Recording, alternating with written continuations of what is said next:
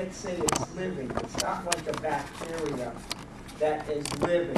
Something that lives, can reproduce and eats and everything. Viruses don't do that. The other thing about a virus is that it doesn't have any organelles. It doesn't have like mitochondria to make protein.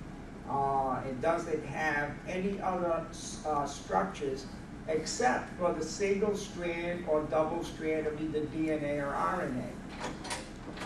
So all it is it's a bank of genetic material.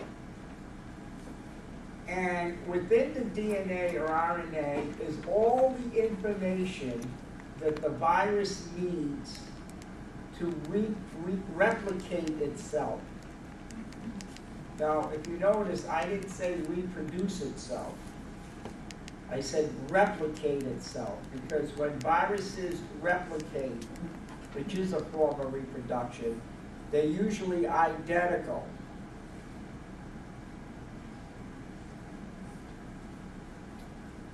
Now, the protein code, some of the proteins in the virus can be what we call structural,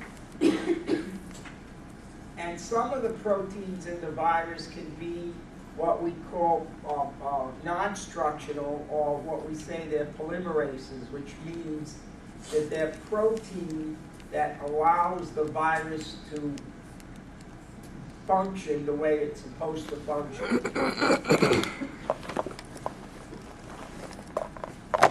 Now, viruses, regardless of whether they're DNA or RNA or single or double-stranded, are always surrounded by a protein coat. And that protein coat, when we see a virus that has that protein coat, and I'll show you examples of it, we say that the virus is a naked virus. Some viruses have a third layer that surrounds the protein coat. And that layer is called the lipid layer. And if it has a lipid layer, then we say that it's enveloped. It has an envelope around the protein coat. Anybody have any questions so far? You said it was a lipid layer? A lipid layer, right. Let me go. So it's naked if it only has the protein part. Yeah, let me show you here. Only has the protein. Am I in your way?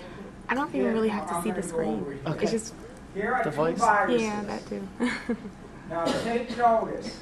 But it's this angled right over there. You're not even in Nucleic it. acid. It's either DNA or RNA. And it's either double or single stranded. And then it's surrounded by a protein coat. Now this particular virus has a geometrical form to it. If we were to go into virology more deeply, we would say it's got the icosahedral form. Some viruses have what we call helical forms, but they have some geometric forms to it. You'll see this when you see the video, the last class we have on killer viruses. I'll explain that to you. So this is a simple virus. Nucleic acid, protein coat, which is called a capsid. This is a naked virus.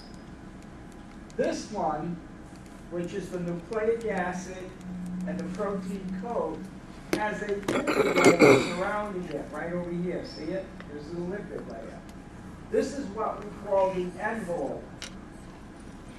And this particular envelope has little spikes sticking out from it. Those spikes, and when we talk about the flu virus, those spikes are called, well, we call them spikes, but with the flu virus, they're known as hemagglutinins. It is the spike that attaches itself to the cells, so that the virus can now enter